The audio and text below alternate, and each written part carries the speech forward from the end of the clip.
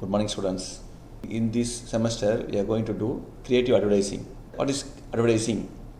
Advertising is a means of communication of a product and product sometimes service. To promote a product is very important in advertising. Creative advertisement. To promote a product creatively and effectively to reach the consumers very easily.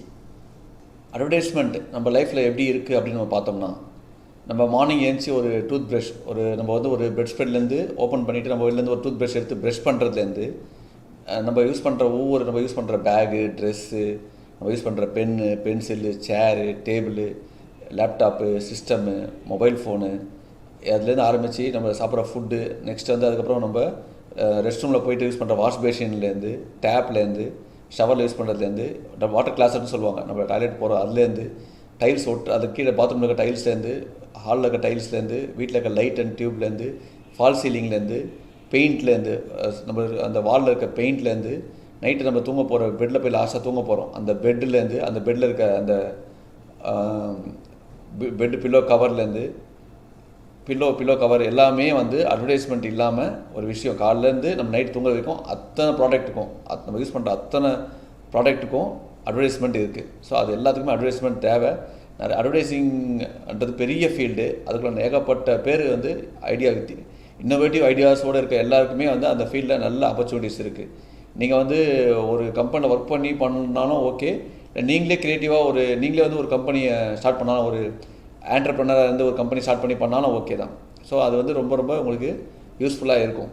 இந்த creative அட்வர்டைஸிங்ன்ற இந்த subject ரொம்ப ரொம்ப யூஸ்ஃபுல்லாக இருக்கும். அது நான் கண்டிப்பாக கேரண்டியாக ஷியூராக சொல்வேன். Creativity is the most important in advertising. Because of this creativity, the ad will always memorable, long-lasting impressions to attract the consumers and make your brand to top. But the quality is very important too. Effective advertising reaches potential customers and informs them about your products. Types of advertising: newspaper, magazines, radio, television, outdoor, online, direct mail, catalog, etc. Good qualities of advertisement: it should be simple, it should catch viewers' attention, it should suggest, it should have conviction value, it should educate the people, it should have memorizing value, it should be true, otherwise it should be rejected. For example, oats oats தான் ரொம்ப ரொம்ப முக்கியம், oats இல்லாமல் நம்ம breakfast சாப்பிடக்கூடாது, oats தான் ரொம்ப ஹெல்த்தியானதுன்னு சொல்லிட்டு ஒரு 10 இயர்ஸ்க்கு முன்னாடி 15 இயர்ஸ்க்கு முன்னாடி பயங்கரமான ஒரு ஆட்லாம் இருந்துச்சு.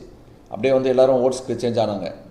ரொம்ப நாள் அது ஓட்ஸ் பயங்கரமாக போயிட்டு இருந்துச்சு, சேல்ஸும் எக்கச்சக்கமாக போயிட்டு இருந்துச்சு. உங்களுக்கு எல்லாருக்கும் தெரியும் ஓட்ஸ் பற்றி. அப்புறம் ஒரு டைம் ஆக கொஞ்ச நாள் கழிச்சு ஒரு அவேர்னஸ் கிரியேட் ஆச்சு, இட்லி தான் பெட்டரான ஃபுட்டுன்னு சொல்லிட்டு. அப்போ ஓட்ஸோட சேல்ஸ் அப்படியே கம்மியாச்சு. ஓட்ஸ் சம்மந்தமான அட்வர்டைஸ்மெண்ட் ரொம்ப ரொம்ப கம்மியாகிட்டே போச்சு. எல்லா டிபார்ட்மெண்ட் ஸ்டோர்லையும் ஓட்ஸ் ஏகப்பட்டது ஸ்டாக் ஆகிருக்கு, ஆனால் எதுவுமே பெருசாக சேல்ஸ் ஆகலை இப்போ வரைக்கும். செகண்ட் எக்ஸாம்பிள் நம்ம பார்த்தோம்னா, அதான் இட் ஷுட் பி, அந்த அட்வர்டைஸ்மெண்ட் ஷுட் பி ட்ரூன்றதுக்கு ஃபேர் அண்ட் லவ்லி பார்த்தீங்கன்னா, உங்களுக்கு 6 வீக்ஸில் நீங்கள் ஃபேர் ஆகிடலாம்னு சொல்லிட்டு ஏகப்பட்ட பேர் ஃபேர் ஆகணுன்ற ஒரு தப்பான மைண்ட் செட்டில் ஃபேர் ஆனால் தான் இங்கே மனுஷனாக மதிப்பாங்கன்ற மாதிரி ஒரு இதை அவங்களே க்ரியேட் பண்ணிட்டாங்க. யாருமே இந்த கேரக்டர்லாம் பார்க்குறது இல்லை. வெளி தோற்றம், அந்த ஃபேர் அப்படின்ற ஒரு விஷயத்துக்கு எவ்வளோ இம்பார்ட்டன்ஸ் கொடுக்க ஆரம்பித்தாங்க. அதுவும் நம்ம ஊரில் அந்த ஒவ்வொரு அந்த சாயில், அந்த மண்ணுக்கும் ஒரு இது இருக்குது. அதை பொறுத்து தான் அந்த கலருன்றது ஒரு ஜெனட்டிக்காக ஒரு டிஎன்ஏ மூலமாக வருதுன்றதே அவங்களால புரிஞ்சிக்க முடியல. ஸோ என்னாச்சு, நிறைய இம்பார்ட்டன்ஸ் கொடுக்க ஆரம்பித்தாங்க. அது ரொம்ப ரொம்ப தப்புன்னு ரியலைஸ் பண்ணாங்க. அது என்ன ஆச்சு அப்படின்னா, ஃபேர் அண்ட் லவ்லி அவங்க நேமை சேஞ்ச் பண்ணிட்டாங்க. இப்போது அந்த name now it's called glow and lovely. Fair and லவ்லின்றது க்ளோ அண்ட் லவ்லியாக சேஞ்ச் ஆகிடுச்சு. ஸோ அதான் சொல்கிறோம், இட் ஷுட் பி ட்ரூ. அப்போ எல்லாமே ஒன்றுமே ஒரு ரீசன் இருக்குது. It should B simple, it should catch viewers attention, it should suggest. இது சஜஸ்ட் தான் பண்ண முடியும், நீங்கள் கம்பல் பண்ண முடியாது ஒரு வியூவரை. நீங்கள் என்ன நாங்கள் வாங்கிட்டோம், நீங்கள் அப்போ நீங்கன்றதே கம்பல்ஷன் மாதிரி தான் இருக்குது. நிறைய ஆடு பார்த்தீங்கன்னா, நாங்கள் இங்கே வீடு வாங்கிட்டோம் இந்த ரேட்டில், அப்போ நீங்கள் போய் உடனே வாங்குங்க அப்படின்ற மாதிரி சொல்கிறதே தப்பு. ஆனால் நீங்கன்ற சொல்லிட்டு நிறுத்திட்டாங்க. சரிங்களா? அதுக்கு மேலே அவங்களால சொல்ல முடியாது, மேக்ஸிமம் சொல்லிட்டாங்க. பட் இட் ஷுட் சஜஸ்ட் தான் பண்ணணும், நீங்கள் கம்பல் பண்ண முடியாது. It should have conviction value. அது அவன் பார்க்குறவனுக்கு இது ஓகே இது வாங்கலான்ற ஒரு கன்விக்ஷன் வேல்யூ அதில் இருக்கணும். It should educate the people. அது வந்து நிறைய பேருக்கு தெரியாமல் இருந்தால் கூட அது தெரிகிற மாதிரி, அது புரிகிற மாதிரி, அது வந்து அது எஜுகேட் பண்ணுற மாதிரி இருக்கணும். It should have memorising value. அது வந்து எப்போயும் மறக்க முடியாத ஒரு வேல்யூவோடு அது இருக்கணும். அப்புறம் இட் ஷுட் பி ட்ரூ. அதுதான் நம்ம 2 எக்ஸாம்பிள் பார்த்தோம். ஒன்று வந்து ஓட்ஸு, ரெண்டாவது வந்து fair and lovely. Types of advertising. So இப்போ அட்வர்டைஸிங்கில் வந்து டிஃப்ரெண்ட் டைப்ஸ் இருக்குது. For example first newspaper and magazine. News பேப்பரும் மேகசினும் வந்து பார்த்திங்கன்னா ஆல்மோஸ்ட் சிமிலர் தான்.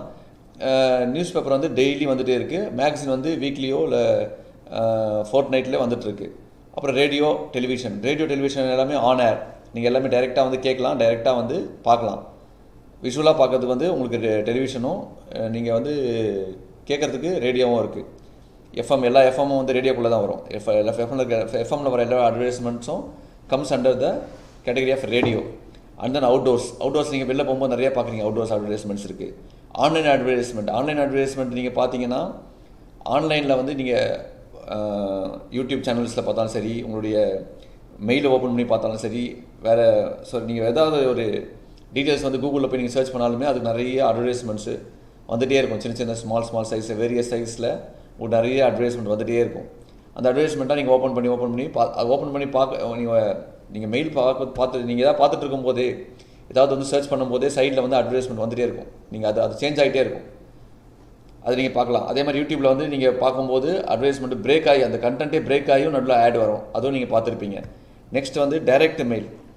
ஆன்லைன் முடிஞ்சதுக்கப்புறம் டைரக்ட் மெயிலாக உங்களுக்கு மெயிலுக்கே ஸ்ட்ரைட்டாக வந்து ஓப்பன் பண்ணி பார்த்தீங்கன்னா உங்களுக்கு வந்து ஏதாவது ஒரு ஆடு, ஏதாவது ஆஃபரோடு இருக்க ஒரு ஆடு நீங்கள் பர்ச்சேஸ் பண்ணுற மாதிரியோ, இல்லை உங்களுக்கு தேவையான ஆடோ, இல்லை இன்சூரன்ஸ் சம்மந்தமாகவோ, ஹெல்த் இன்சூரன்ஸ் சம்மந்தமாகவோ ஏதாவது ஒரு ஆடு வந்து ரெகுலராக வந்துகிட்டே இருக்குது. ஆல்மோஸ்ட் நீங்கள் ஏதாவது ஒரு ஆடு நீங்கள் அன்சப்ஸ்கிரைப் பண்ணுற வரைக்கும் அந்த ஆடு ரிப்பீட்டாக வந்துகிட்டே இருக்கும். நீங்களே இப்போ உங்களுக்கே வந்து சம்டைம்ஸ் வந்து இரிட்டேட் பண்ணுற மாதிரி இருக்கும், அவ்வளோ ஆடு வந்துட்டுருக்கு உங்களுக்கு. ஸோ அதுக்கப்புறம் கேட்லாக்ஸு பார்த்தீங்கன்னா உங்களுக்கு இப்போ ஒரு டிவி இருக்குது, சோனி டிவி வாங்குகிறோம் அப்படின்னா அந்த சோனி டிவி எவ்வளோ வெரைட்டிஸ் இருக்குது, அது என்ன ப்ரைஸ் இருக்குது, அது என்ன ஸ்பெசிஃபிகேஷன்ஸ் இருக்குது, எல்லாமே வந்து நீங்கள் கேட்லாக் பார்த்து தான் தெரிஞ்சுப்பீங்க. ஸோ கேட்லாக்கு அதில் வந்து அதில் வந்து டீட்டெயில்ஸு, அதுவும் வந்து ஒரு டைப் ஆஃப் அட்வர்டைஸ்மெண்ட் தான். ஆனால் நிறைய லீஃப்லெட் கொடுப்பாங்க. பேப்பர்லேயே வந்து உங்களுக்கு நியூஸ் பேப்பர்லேயே சேர்ந்து வரும். நீங்கள் போகிற வழியில் கொடுத்துட்ருப்பாங்க ரோட்டில் நின்று. ஸோ அது மாதிரி நிறைய லீஃப்லெட்டு, இதுக்கப்புறம் டேங்லர் நிறையா இருக்குது, எக்ஸெட்ரா நிறையா சொல்லலாம். அதுக்கு லிமிட்டில் அவ்வளோ இருக்குது. நம்ம டைப்ஸ் ஆஃப் அட்வர்டைஸ்மெண்ட் பார்த்தோம். அதில் வந்து நம்ம இப்போ பண்ண போகிறது வந்து இந்த என்எம்இயில் நம்ம பண்ண போகிறது பிரிண்ட் அட்வர்டைஸ்மெண்ட். ஸோ மேகசைன்ஸ்க்கும் நியூஸ் பேப்பர்ஸ்க்கும் வர பிரிண்ட் அட்வர்டைஸ்மெண்ட் எப்படி பண்ண போகிறோம், அதுக்கு என்னென்னலாம் வேணும், நம்மளுக்கு என்னென்ன தேவை, அதை பற்றி நம்மளுக்கு என்ன தெரியும், ஏற்கனவே எக்ஸிஸ்டிங் நம்மளுக்கு என்ன தெரியும், இப்போ என்ன பண்ண போகிறோம் அப்படின்றத டீட்டெயிலாக பார்க்குறது தான் நம்ம இது பண்ண போகிறோம், இந்த எக்ஸசைஸை பண்ண போகிறோம். என்ன அப்படின்னா, ஃபஸ்ட்டு ஒரு எலிமெண்ட்ஸ் அப்படின்னா என்னென்ன தேவை, ஒரு பிரிண்ட் அட்வர்டைஸ்மெண்ட் என்னென்ன இருக்கும், ஒரு லோகோ இருக்கும், ஒரு பாடி டெக்ஸ்ட் இருக்கும், அதாவது அந்த பற்றி கண்டென்ட் என்னென்ன இருக்கும், அந்த ப்ராடக்ட்டை பற்றி கண்டென்ட் அப்படி இருக்கணும். இமேஜ், அதை பற்றி ஒரு இமேஜ் இருக்கணும். அது இப்போ காரை பற்றி ஒரு அட்வர்டைஸ்மெண்ட்னா அந்த கார் எப்படி இருக்குன்றதை நீங்கள் மக்கள் பார்த்தா தான் அந்த காரை வந்து தே ஷுட் பை. அதுக்காக அந்த காரோட இமேஜ், இல்லை ஒரு ப்ராடக்டோட இமேஜ், எந்த ப்ராடக்டாக இருந்தால் அந்த ப்ராடக்டோட இமேஜ், அது வந்து ஒரு ஃபோட்டோகிராஃபியாகவும் இருக்கலாம், இல்லை இல்லஸ்ட்ரேஷனாகவும் இருக்கலாம், இல்லை வந்து வேறு அது மாதிரி வேறு ஏதாவது ஒரு விஷுவலாக கூட இருக்கலாம். Next name of the product, அந்த கம்பெனி, இப்போ அந்த ப்ராடக்டோட நேமு, அல்ல அந்த இது ஒரு ப்ராடக்ட் இல்லை அந்த ப்ராடக்ட்டை மேனுஃபேக்சர் பண்ணுற கம்பெனி நேம், இது ரெண்டுமே மஸ்ட்டு, ரொம்ப ரொம்ப முக்கியமானது. அது நேம் ஆஃப் த ப்ராடக்ட். அப்புறம் டேக்லைன், அந்த ப்ராடக்ட்டை பற்றியோ அந்த இதை பற்றியோ ஒரு கம்பெனி பற்றியோ ஒரு டேக்லைன், அது நிறைய டேக்லைன் நீங்கள் பார்த்துருப்பீங்க, அதான் ரொம்ப ரொம்ப முக்கியமானது டேக்லைனாக இருக்கும். அப்புறம் அட்ரஸ் ஃபார் கம்யூனிகேஷன், அந்த கம்பெனியை நீங்கள் கான்டாக்ட் பண்ணுறதுக்கான அட்ரஸ், ஃபோன் நம்பரோ, கான்டாக்ட் டீட்டெயில்ஸு, வெப்சைட் டீட்டெயில்ஸு எல்லாமே இருக்கிறது வந்து அட்ரஸ் ஃபார் கம்யூனிகேஷன். இப்போ வந்து ஒரு கார் இருக்குன்னா அந்த கார் எங்கெங்கெல்லாம் எந்தெந்த ஏரியாவில் எந்தெந்த டீலர்கிட்ட அந்த கார் இருக்கும், அந்த டீலரோட எல்லா அட்ரஸும், டீலர் நேமு வித் ஃபோன் நம்பரோட கீழே இருக்கும். நீங்கள் நிறையா கவனித்து பார்த்துருக்க மாட்டீங்க, கொஞ்சம் அப்சர்வ் பண்ணி பார்த்துருந்தீங்கன்னா நல்லா தெரியும். எல்லா அட்வர்டைஸ்மெண்ட்டு கீழே வந்து அது டீலர்ஸ் நேமு எங்கே கிடைக்கும்ன்றது கண்டிப்பாக போட்டிருப்பாங்க. ஏன்னா அப்போ தான் நீங்கள் அவங்களை கான்டாக்ட் பண்ணுவீங்க, அது எல்லாமே இருக்கும். ஸோ இந்த எலிமெண்ட்ஸோடு நம்ம வந்து ஒரு அட்வர்டைஸ்மெண்ட்டை எப்படி க்ரியேட் பண்ணலாம் அப்படின்றது தான் நம்ம வந்து இந்த என்எம்இ கிளாஸஸில் ஃபுல்லாக பார்க்க போகிறோம்.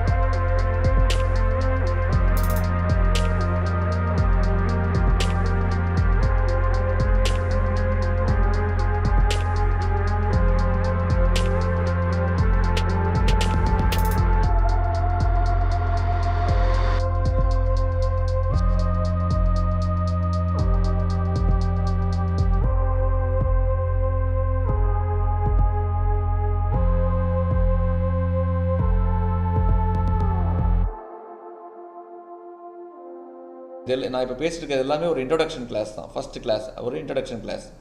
ஸோ நம்ம அந்த இன்ட்ரொடக்ஷன் கிளாஸில் எலிமெண்ட்ஸ் அந்த அட்வர்டைஸ்மெண்ட் பண்ணுறதுக்கு, பிரிண்ட் அட்வர்டைஸ்மெண்ட் பண்ணுறதுக்கு, பிரிண்ட் ஆட் பண்ணுறதுக்கு என்னென்ன எலிமெண்ட்ஸாக தேவைன்றதை பற்றி பார்த்தோம்.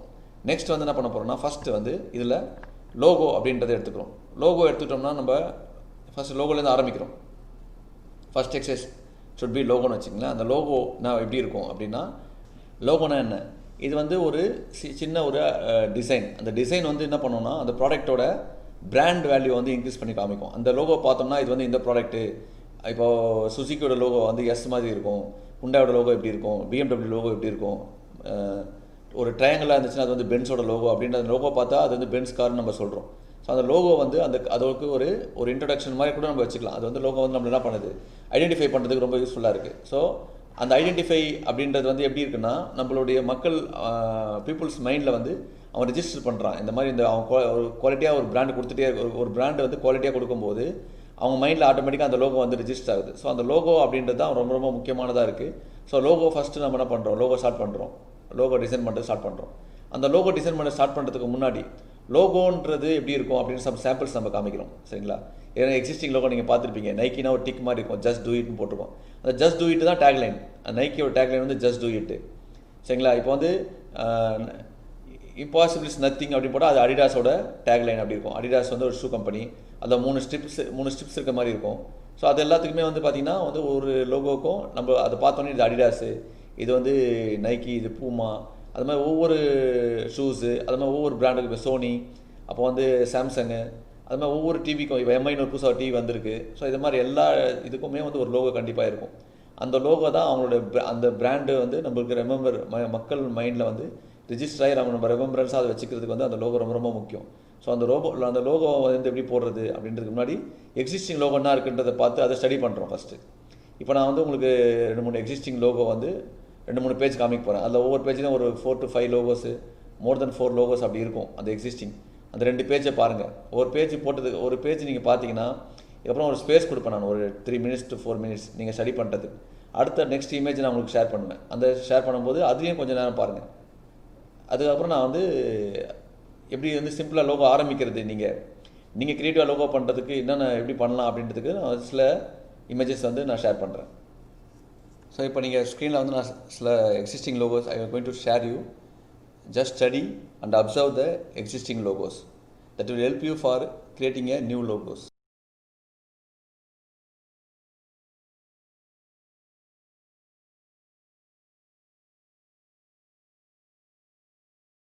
Purpose of the advertisement.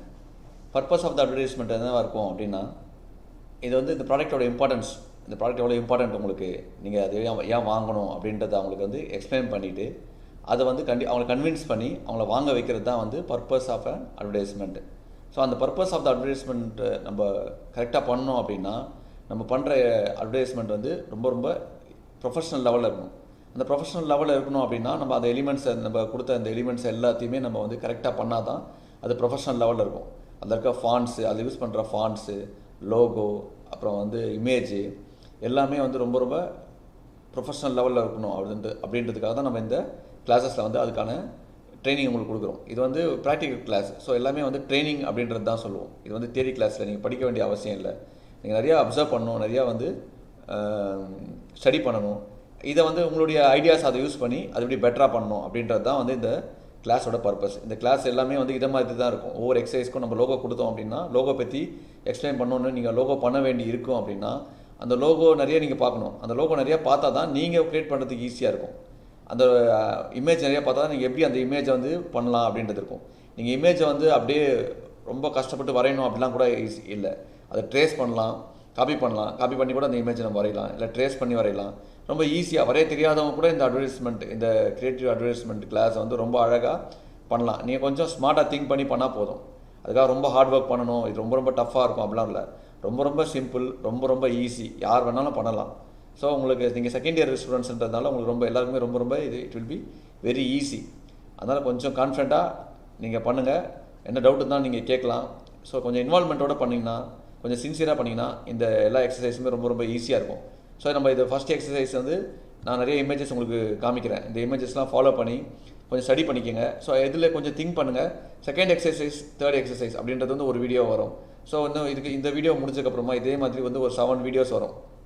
ஒரு ஒரு ஒரு கேப்பில் ஒரு 1 வீக் ஒரு வீடியோ அப்படின்ற மாதிரி 7 வீக்ஸ்க்கு வந்து 7 வீடியோஸ் வந்துடும். மொத்தமாக டோட்டலாக 8 வீடியோஸ்.